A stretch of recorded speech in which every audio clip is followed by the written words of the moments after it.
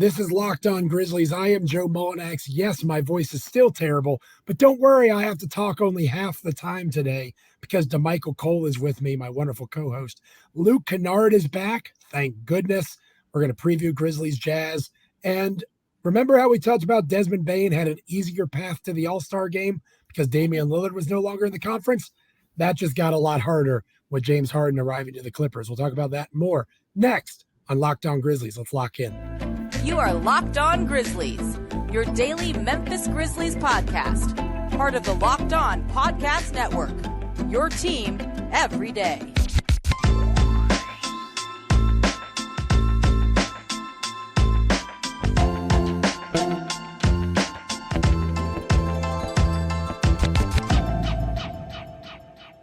Welcome to another episode of Locked On Grizzlies. I am your host, Joe Mullinax, joined by my co-host, Damichael Cole. Always nice when the commercial appeals Memphis Grizzlies beat writer able to join us. He's a very busy guy, as everybody knows this time of year, but he's my better half, even when I don't sound like I smoke, numerous packs of cigarettes a day, which is terrible for you. Don't do it. I promise my voice will get better at some point. Thank you guys for being with us, as always, here on Locked On Grizzlies. This episode of Locked On Grizzlies is brought to you by FanDuel. Make every moment more. Right now, new customers get $150 in bonus bets with any winning $5 moneyline bet. That's $150 if your team wins. Visit FanDuel.com/lockedon to get started. Again, we're free and available wherever you get your podcasts. Like, comment, rate, review, subscribe, YouTube, all those wonderful places. Memphis is not the most wonderful place on the planet when it comes to NBA basketball.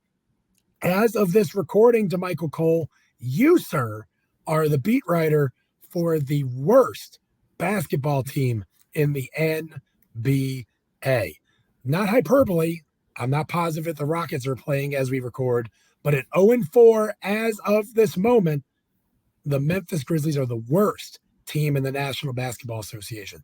I thought they would start slow, and I talked about that on yesterday's show. Yep. I didn't think they would start at a sloth's pace.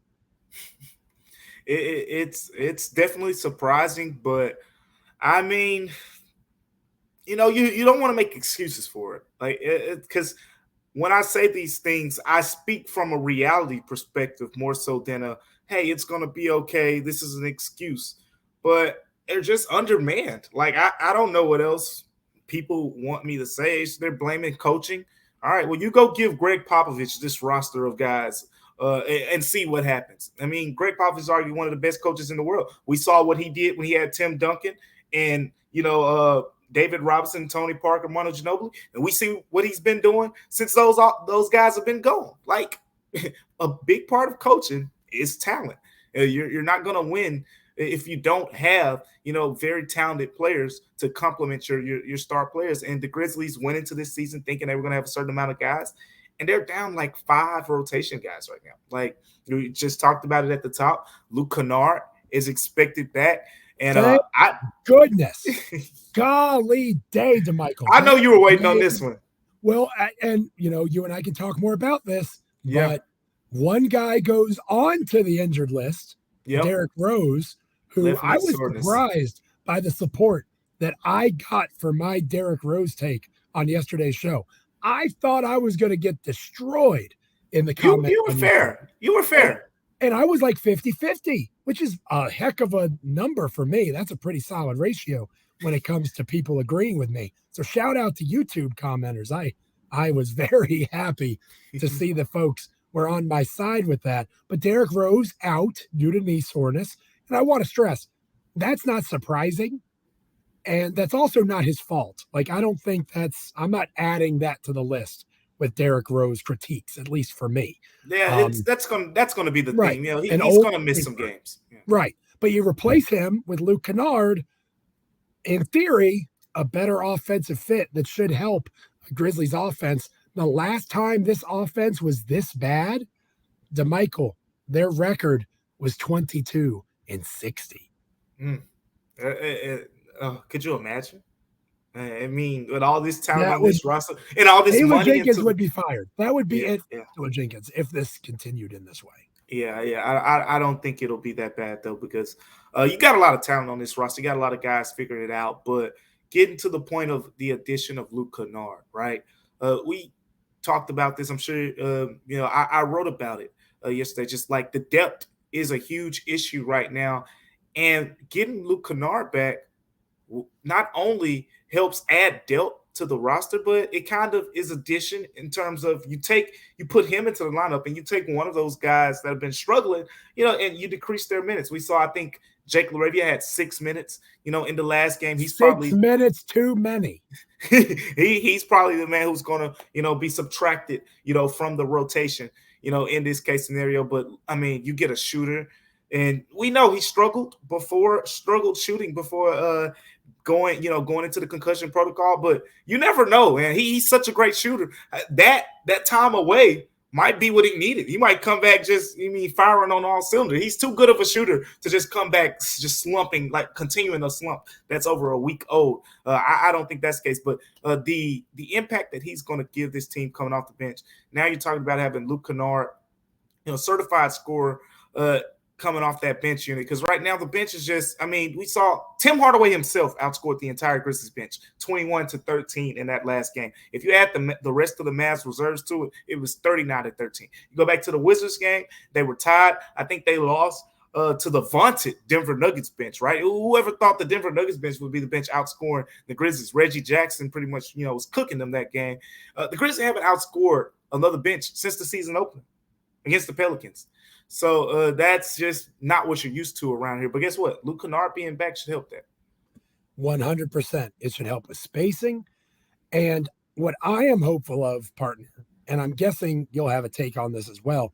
Obviously, with Rose out, they don't have a backup point guard on the bench, right? So you would imagine they'll tweak the rotation in a way where it's Desmond Bane or Marcus Smart running the reserve offense as best they can, since there aren't really reserves right now anyway because of all the injuries. I want to see Detroit Pistons Luke Kennard. I want to see him run the point some. First game back? I want him to have some opportunity to facilitate offense, because if his shooting stroke isn't there, Damichael, another way that you can get into rhythm beyond just shooting the basketball is within scheme, within sets, creating offense for others and getting into the feel of the game in that way. Marcus Smart has had a hell of a start to the season. Right. Desmond Bane has had a hell of a start to the season. Let those guys continue to cook, and then once you find your footing, then you start taking your shots, not forcing things just because he feels like he has to shoot. I think that would be the answer. Now, don't get me wrong. I'm not going to knock John Conchar for not shooting. I was going to say, you might not like my response to this. Right. Kennard has to shoot. Yeah. But he also needs to get himself comfortable first. John Conchar is not going to shoot regardless of his comfort. I want to see an in-rhythm Kennard when he takes his first shot, coming off of a screen, be able to set his feet. I don't want it to be rushed. Yeah, I like where you're going with that, but at the end of the day, I just think he's a little bit far down the list. I think what you're asking for is kind of what I think he should do, but not as the primary guy. Think about the way that Desmond Bane has been used in certain games. The last game, for example, a secondary playmaker role where he's still getting, playmaking opportunities, but it's within what the Grizzlies are calling their second gear of the offense. He's not running the point guard up the floor. He's the guy who's coming off a screen, and then he has the option of shooting, or he has a guy in the corner, or he has a guy rolling to the rim, and you're giving him those facilitating options along with the shot. So I think that's kind of, in a secondary playmaker facilitating role, that's what you're going to see Luke Kennard in. I think he's not going to be the primary guy. Marcus Smart will be when he's on the floor. Then I think they'll stagger that with Desmond Bane getting those opportunities as well. The other guy, which I think who would be in position to get those minutes, is John Conchar. I think John Conchar, for all things considered, point Conchar has not been bad. He has been fairly good. If you go back to that Suns game 2 seasons ago, right when the Grizzlies started all those backups and John Conchar got to start at point guard, and then you just go back to, I know it's the preseason, but the first preseason game, he looked fine in that role in terms of just setting guys up. He's not a world beater, by any stretch. But at the end of the day, you just want someone who understands where to get the ball to certain guys in spots. And I think John Conchar has a decent understanding of that. So when you get past Marcus Smart and Desmond Bane handling most of that role, I think John Conchar is going to be the next guy in line, if not Jacob Gilyard, of course. Did you really just suggest Point Conchar? Go check the numbers. Kennard? Go check the numbers. Damichael. That man has some real good games where he's been in playmaking roles. Check the numbers. You remember? Didn't he have a triple-double in that game against the Suns? His assist percentage to this point this season is not 6.9%. He's just standing in the corner. He's a corner boy this season. 9. You know who has a higher assist percentage? Literally everybody. Jaren Jackson Jr. has a higher assist percentage. Marcus Smart, Desmond Bane, Zaire Williams, Xavier Tillman. Let's have Point X compared to Point Conchar. It's a different role. Sample size. Different role. Get it.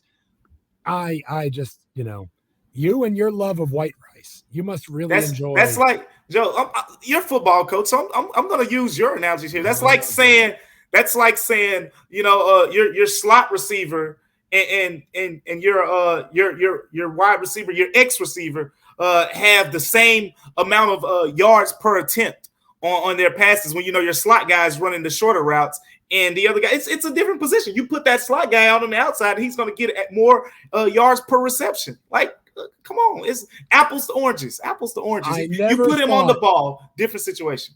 I never thought you would become a John Conchar apologist. I'm just speaking to Point Conchar in an emergency reserve role. Well, he's not a world beater. I'm just saying for a guy who can kind of just keep the line moving. So when he comes in, they don't get beat by 50 points. They just lose by 5 or 10.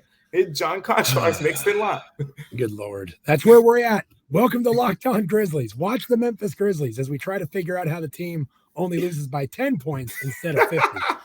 If that's not a hook to stick around, I don't know what is. We're going to talk about Grizzlies at the Utah Jazz next here on Locked On Grizzlies. But first, this episode of Locked On Grizzlies is brought to you by FanDuel.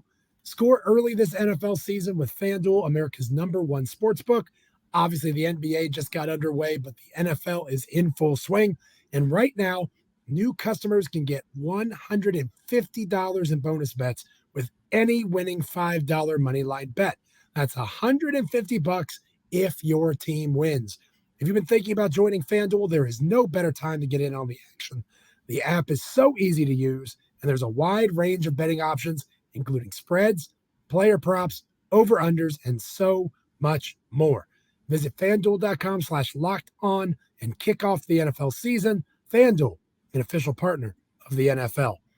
When we come back, Damichael's probably going to talk more about John Conchar as we get into Grizzlies Jazz. Stick with us. Welcome back to Locked On Grizzlies. I am Joe Mullinax of Bluff City Media, joined by Damichael Cole of the Commercial Appeal. He is the Memphis Grizzlies beat writer for that publication. I am the Memphis Grizzlies columnist for Bluff City Media. Between the two of us, we're fairly positive. I wrote a piece about staying positive regarding the Memphis Grizzlies for Bluff City Media. Damichael Cole has been pretty positive in his coverage. We're balanced, but we're not going to crush these guys, right? They're down numerous contributors. And that's still true going into tonight's game against the Utah Jazz. They're out in Utah, the first of a road trip. The team desperately needs a win. Everybody knows that.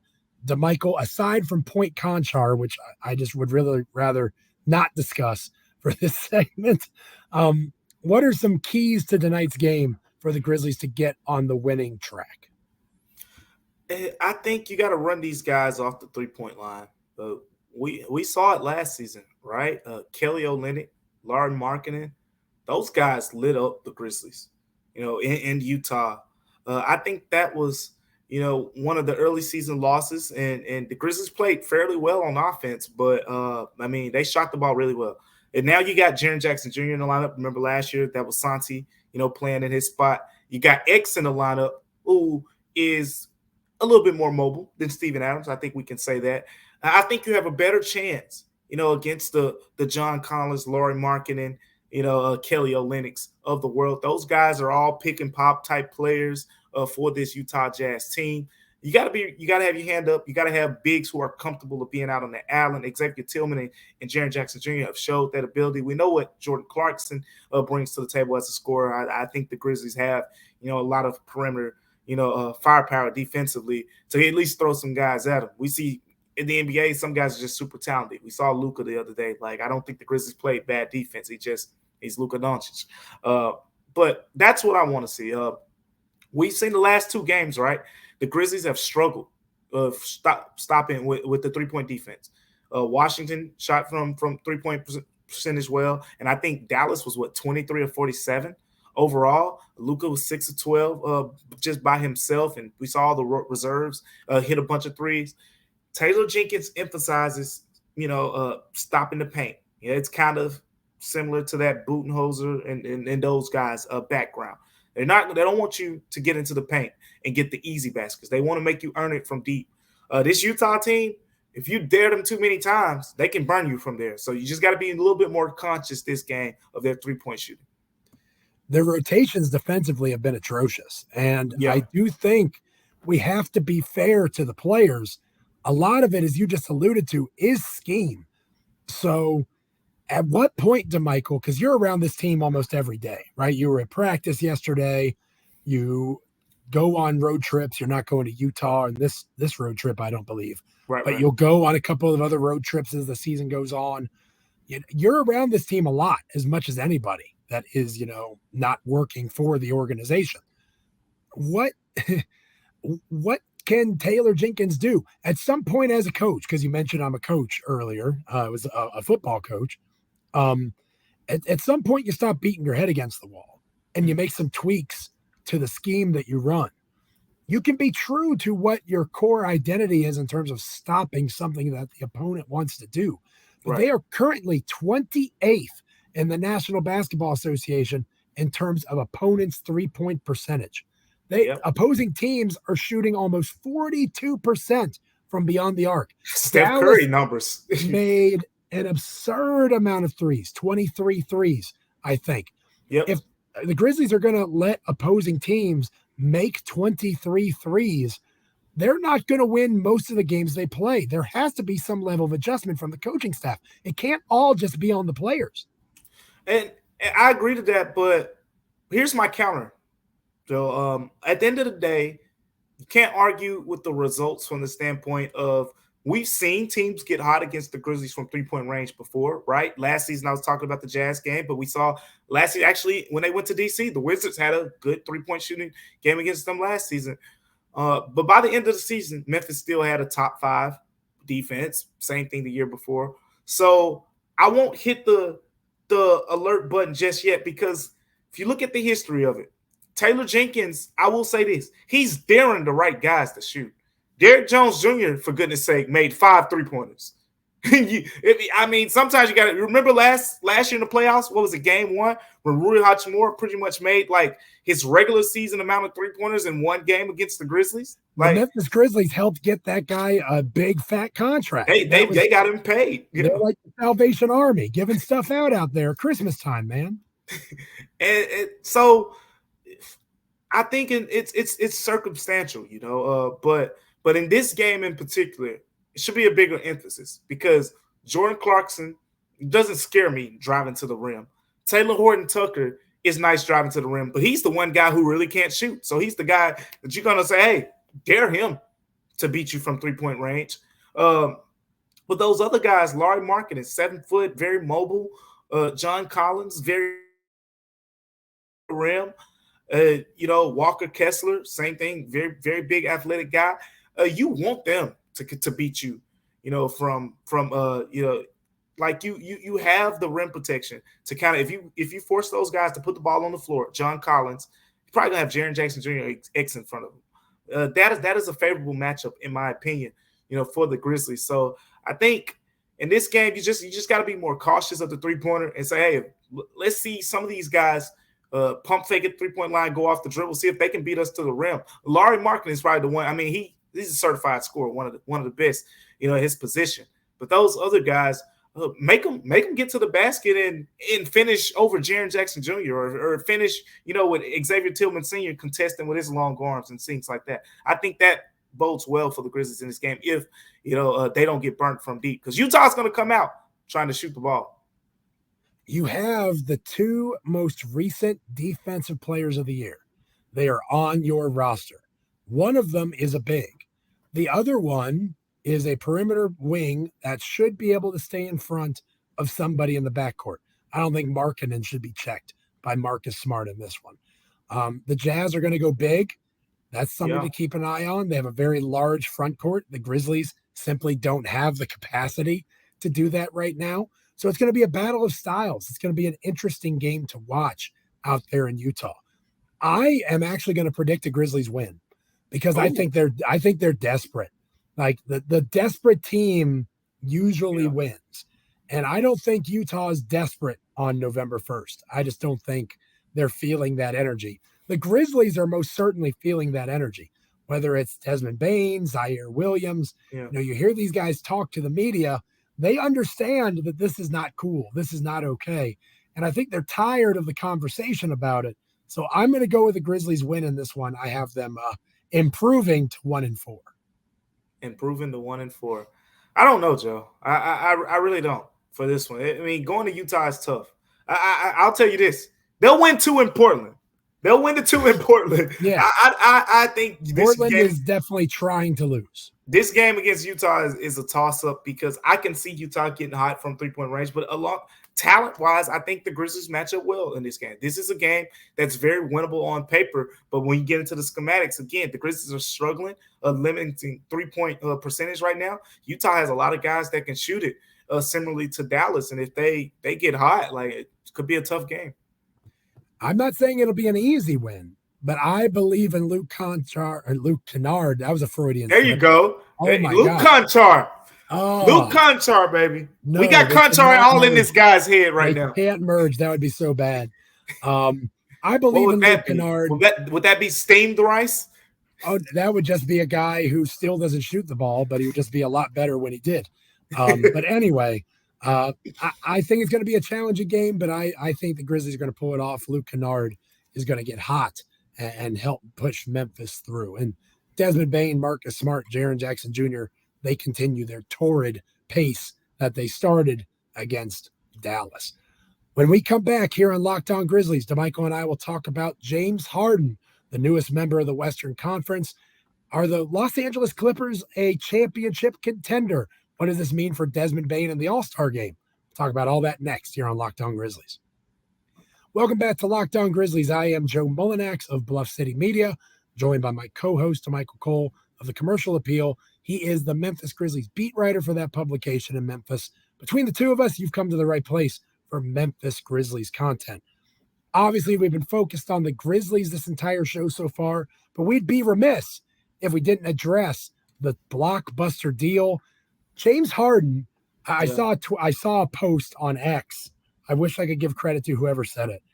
The two happiest days of NBA I saw that. are when your team acquires James Harden and when your team trades away James Harden, which I just thought was hilarious. Yeah, that's the experience. The happy teams were the 76ers and the Los Angeles Clippers this time. Harden goes to LA. They don't trade Terrence Mann, which is huge for the Clippers, I thought. They didn't even trade Norm Powell. Man. They have some decent depth still. So it's a two-part question here for you, partner, to get us out here on this Wednesday edition of the show. A, are the Clippers more of a title contender now than they were? Because I think some people are kind of poo-pooing on this because of the baggage that comes with Harden.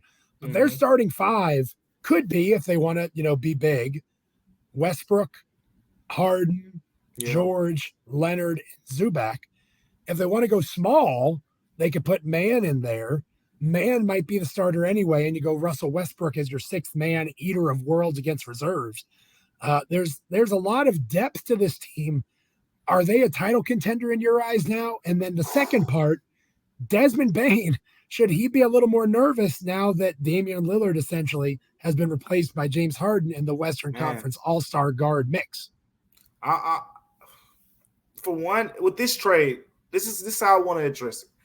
The James Harden move didn't really shake me from the standpoint of, they're automatic, the favorites to come out of the West. but it is a needle mover in a different way for me. We'll see how, they work it out. We know James Harden has played on the ball a lot more last 5-6 years of his career. Russell Westbrook, is playing kind of well now with the Clippers as opposed to the Lakers because he's playing on the ball more. Whereas with the Lakers, he was, having to cut and play off the ball off of guys like LeBron and all those other guys and whatnot. But it's a different situation here where I think he's found some comfort in playing on the ball. So we'll see how they work it out. But here's what stands out to me in this trade that's a little bit scary. That's why this team could be really good. Joe, it doesn't take a smart man to figure. I'm just going to ask you this on the spot. What's been the thing that has kind of hampered the Clippers the last 4 years? Whoa. First off, it doesn't take a smart man to figure this out. Joe, I'm going to ask you this on the spot. I picked up on that, Damichael. I see what you're doing there. That's not what I'm doing. This is going to prove you're a smart man. What's held them back is the fact that Kawhi Leonard and Paul George can't play in the postseason. Exactly. See, Joe, you're a smart man. Like, I put you on the spot because I knew you were a smart man. Now, take that point, right? This move, you add James Harden. So let's say last year in the first round, Paul George was out. Kawhi Leonard ended up getting hurt. But let's say Paul George is out. Now you still have Kawhi Leonard. You still have James Harden. And you still have Russell Westbrook. And then you still have the depth. I mean, honestly, I don't think it's exaggeration to say their second unit could probably beat the Trailblazers. It could give them a run. I mean, Bones Highland, that's a double-digit scorer with the minutes. Not bad. Norm Powell very well could average 20 points a game on a lot of teams. He is a six-man of the year candidate, but he might not just get the minutes. We know what this team thinks about Terrence Mann.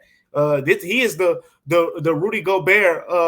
He's the reason Rudy Gobert is not in Utah anymore. So Terrence Mann, Mason Plumlee has been a name we talked about a little bit recently here on Locked On Grizzlies as a potential trade piece one day for the Grizzlies at that center position. But they have a quality depth over there now, pretty much at every position. So I think they're just better suited to handle those mishaps. If Paul George goes down, okay, now you rely on Kawhi Leonard and James Harden. If Kawhi Leonard goes down, you got James Harden and Paul George, and you got a nice bench to complement it. Basically, in the past, if you lose Kawhi or Paul George, they've still been good, but they haven't been able to get to that next level. I think they're deep enough at this point where if they lose one of those guys in the first round and say, he can get back for the Western Conference Finals, they can win a second-round series depending on who they match up against. That's the thing that helps in this case. As for Desmond Bane's all-star chances, doesn't move the needle for me. I think James Harden is going to go in this situation, and he's going to be a very selfless player. He's not going to go over here and try to, show I'm still prime Harden and try to average 26, 27 points a game.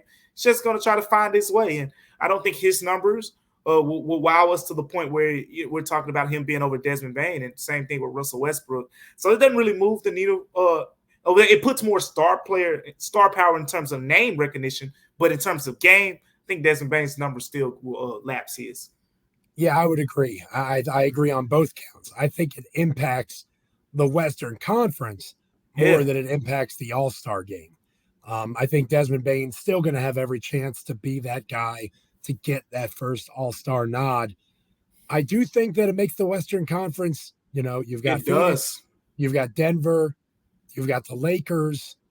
I think that the Clippers have to be in that mix. You got Golden State still. Did you see my tweet about that yesterday? Yeah, absolutely. It made sense, right? Like you literally, it's just like 6 teams and that made big moves or will be, pretty much heavily scrutinized if they don't win the Western Conference this year. And basically only one of them can really win.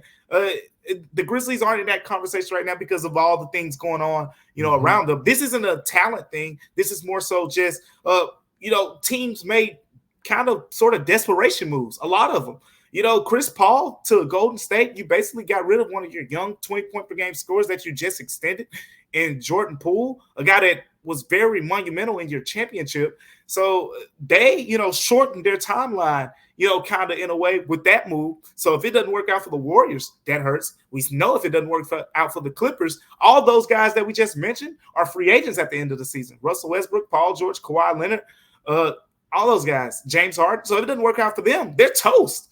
Same thing with the Suns. They went all in. They have no cap space. They're in the second apron. All these teams are all in. That's what's so interesting to me. The Western Conference it's really about to be a bloodbath, and we'll see where the Grizzlies kind of stand, in this race. The Grizzlies are just trying to get a win. Playoffs? We're talking about playoffs. I just want to win a game, right? That's Jim Mora for those of you that are old like me, remembering that infamous press conference. James Harden in the Western Conference, man. He's back in the West, and he's going to be fun to watch, I think. It's going to be an interesting mix there at the Clippers, something to keep an eye on. Thank you guys so much for checking us out here on Locked On Grizzlies. Again, free and available wherever you get your podcasts. Like, comment, rate, review, subscribe. Check us out on YouTube. Be an everydayer. Come back and come around with Damichael and I each and every day here on Locked On Grizzlies. On our next episode of Locked On Grizzlies, I'm going to give my voice a day off. I think I just need to just rest it a bit. So Damichael's going to be flying solo. Damichael, obviously, you'll be talking all things Grizzlies Jazz. Yeah, we see Derrick Rose is missing again with knee soreness. We know the Grizzlies players get these soreness. What do we call yours? Is it vocal? Is it vocal soreness? What is it called? Is it probably bronchitis? Bronchitis.